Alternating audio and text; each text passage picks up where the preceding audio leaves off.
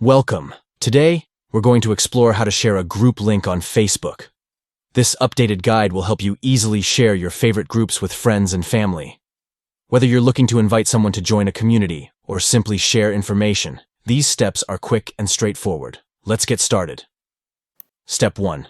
Open the Facebook app. Begin by launching the Facebook app on your Android device. Make sure you're logged into your account so you can access all the features. Step 2.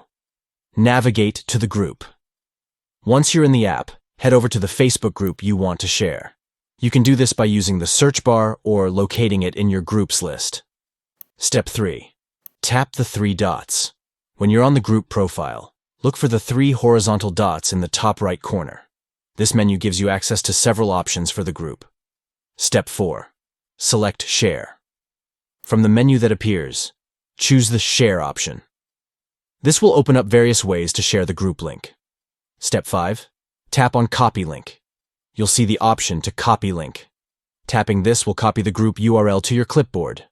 Alternatively, you can choose to send it directly through Messenger or another app right from this menu. And that's it. You've successfully shared a group link on Facebook. Now you can easily invite friends to join the group or share it wherever you like.